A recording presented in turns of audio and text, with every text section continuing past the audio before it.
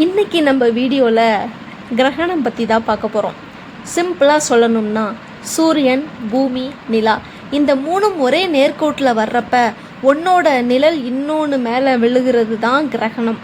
இதில் 2 வெரைட்டி இருக்குது. சூரிய கிரகணம் ஃபஸ்ட் ஒன். நிலா அப்படியே சூரியனுக்கும் பூமிக்கும் நடுவில் வந்து புகுந்துடும். அப்போது சூரியனோட வெளிச்சம் பூமிக்கு வராமல் நிலா மறைக்கும். இதில் 3 விதம் இருக்குது.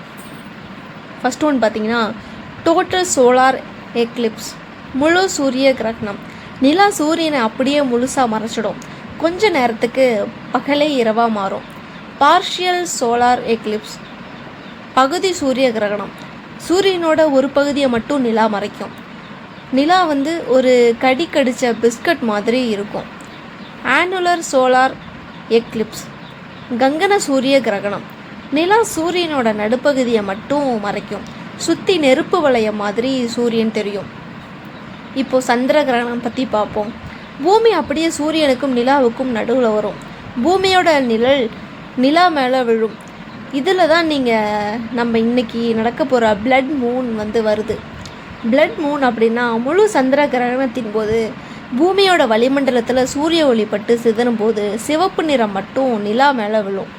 அதனால் நிலா ரத்த சிவப்பாக மாறும். நிலா பூமியோட லேசான நிழல் வழியாக போகும். இது பார்க்குறதுக்கு நிலா கொஞ்சம் டல்லாக இருக்கிற மாதிரி தான் தெரியும். பழைய காலத்தில் கிரகணத்தை பார்த்து மக்கள் பயங்கரமாக பயந்துருக்காங்க. ஒவ்வொரு நாட்டிலையும் ஒவ்வொரு கதை இருக்குது. நம்ம இந்தியாவில் நம்ம ஊரில் வந்து ராகு கேது கதையை சொல்லுவாங்க. பாம்புகள் சூரியனையோ சந்திரனையோ முழுங்குறதா ஒரு நம்பிக்கை இருந்துச்சு. சீனாவில் ஒரு பெரிய டிராகன் வானத்தில் இருக்கிற சூரியனை சாப்பிட வருதுன்னு நம்பினாங்க. அதை விரட்டுறதுக்கு பாத்திரங்களை தட்டி சத்தம் போடுவாங்களாம். எகிப்தில் எகிப்தியர்கள் சூரியனை தெய்வமாக கும்பிட்டுருக்காங்க. கிரகணம் வரும்போது ஏதோ ஒரு பெரிய ஆபத்து வரப்போகுதுன்னு பயந்தாங்க. ஆனால் 2500 வருஷத்துக்கு முன்னாடியே கிரேக்கர்கள் பூமி உருண்டைன்னு கண்டுபிடிக்கிறதுக்கு இந்த கிரகண நிழலை தான் ஆதாரமாக வச்சுருக்காங்க. கிரகணம் நடக்கும்போது மனுஷங்களை விட விலங்குகள் ரொம்பவே கன்ஃபியூஸ் ஆகிடுமா. முழு சூரிய கிரகணத்தின் போது டக்குன்னு இருட்டாகிறதால பறவைகள் எல்லாம் நைட் ஆயிடுச்சுன்னு நினச்சி கூடுகளுக்கு திரும்ப ஆரம்பிச்சிடுவாங்களாம். நாய் பூனைங்க ஒரு மாதிரி பயத்தில் கத்த ஆரம்பிக்குமா. கிரகணங்கள் சும்மா ஏனோ தானோன்னு வர்றதில்ல. அதுக்குன்னு ஒரு கணக்கு இருக்குது. ஒரு குறிப்பிட்ட வகை கிரகணம் மறுபடியும் அதே மாதிரி வர்றதுக்கு கரெக்டாக 18 வருஷம் 11 நாள் 8 மணி நேரம் ஆகுமா. இதை தான் சயின்டிஸ்ட்டு சரோஸ் சுழற்சின்னு சொல்கிறாங்க. அதாவது இன்றைக்கி நடக்கிற அதே கிரகணம் 18 வருஷம் கழித்து தான் மறுபடியும் வரும். ஆல்பர்ட் ஐன்ஸ்டீன் சொன்ன ஜென்ரல் ரிலேட்டிவிட்டி தியரி உண்மைதான்னு உலகமே ஒத்துக்கிட்டது ஒரு சூரிய கிரகணத்தின் போது தான். அப்போது தான் ஒளி வளையும் அப்படிங்கிற மேட்ரை கிரகணத்தை வச்சு ப்ரூவ் பண்ணாங்க. கிரகணம் மட்டும் இல்லைன்னா ஐன்ஸ்டீன் இவ்வளோ பெரிய ஆளாக இருக்க மாட்டாரோ என்னவோ. கிரகண நேரத்தில் கர்ப்பிணி பெண்கள் வெளியே வரக்கூடாது, கத்திரிக்கோள் யூஸ் பண்ணக்கூடாதுன்னு சொல்லுவாங்க. சமைச்ச உணவை சாப்பிடக்கூடாது, தண்ணியில் தர்ப்பப்புல்ல போடணும்னு ஒரு வழக்கம் இருக்குது. இதெல்லாம் உண்மையா இல்லை வெறும் நம்பிக்கையா அப்படின்னு கமெண்ட்டில் சொல்லுங்கள். ஆரம்ப காலத்தில் கிரகணங்கள் தெய்வங்களின் கோபமாகவோ அல்லது தீய நிமித்தமாகவோ கருதப்பட்டிருக்கு.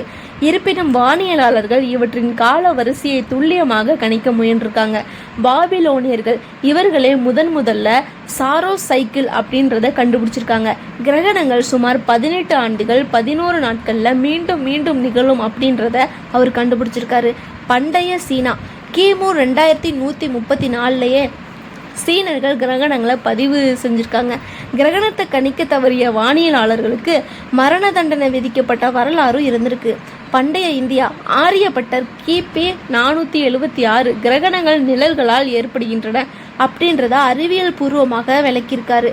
ராகு கேது என்ற புராண கதைகளுக்கு அப்பாற்பட்டு பூமியில் நிலவின் மீது விழுவதே சந்திர கிரகணம் அப்படின்னு சொல்லியிருக்காங்க. கிரகணங்கள் ஏன் ஒரு குறிப்பிட்ட பாதையில் மட்டும் தெரியுது அப்படின்னு கோள்களின் இயக்க விதிகள் மூலம் விளக்கியிருக்காரு ஹோகன்ஸ் ஹெப்லர். 1715 நிகழ்ந்த சூரிய கிரகணத்தின் பாதையை துல்லியமாக கணித்து வரைபடம் வரைஞ்சிருக்காரு எட்மண்ட் ஹாலி. 19ஆம் நூற்றாண்டில் கிரகணம் என்பது வெறும் நிழல் விளையாட்டு அல்ல, அது சூரியனின் வேதியியல் அமைப்பை புரிந்து கொள்கிற வாய்ப்புன்னு கருதப்பட்டிருக்கு. ஹீலியம் கண்டுபிடிப்பு. இந்தியாவில் உள்ள குண்டூரில் நிகழ்ந்த சூரிய கிரகணத்தை ஆய்வு செஞ்ச பிரெஞ்சு வானியலாளர் பியர் ஜான்சன் சூரியனின் வளிமண்டலத்தில் ஒரு புதிய தனிமத்தை கண்டுபிடிச்சிருக்காரு. அதுவே ஹீலியம். பூமியில் கண்டறியப்படுவதற்கு முன்பே சூரியனில் கண்டறியப்பட்ட தனிமம் தான் ஹீலியம். முழு சூரிய கிரகணத்தின் போது மட்டுமே புலப்படும் சூரியனின் வெளிப்புற பகுதியை விரிவாக ஆய்வு செய்ய தொடங்கியிருக்காரு. அறிவியல் வரலாற்றிலே மிக முக்கியமான கிரகண ஆய்வு 1919 நடந்திருக்கு. ஆர்தர் எடிங்டன் ஆல்பர்ட் ஐன்ஸ்டீனின் பொது சார்பியல் கோட்பாட்டை நிரூபிக்கிறதுக்கு ஒரு முழு சூரிய கிரகணம் தேவைப்பட்டிருக்கு. பெரிய நிறை கொண்ட பொருட்களுக்கு அருகில் ஒளி வளையும் அப்படின்னு ஐன்ஸ்டீன் கூறியிருக்காரு.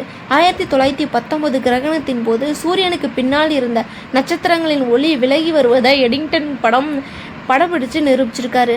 இது ஐன்ஸ்டீனை உலக புகழ் பெற்ற விஞ்ஞானியாக ஆக்கியிருக்கு. நாசா மற்றும் இஸ்ரோ பூமியில இருந்து பார்ப்பதை விட விண்வெளியில் இருந்தபடி சூரியனை ஆய்வு செய்ய ஆதித்யா L1 போன்ற செயற்கைக்கோள்கள் ஏவப்பட்டிருக்கு.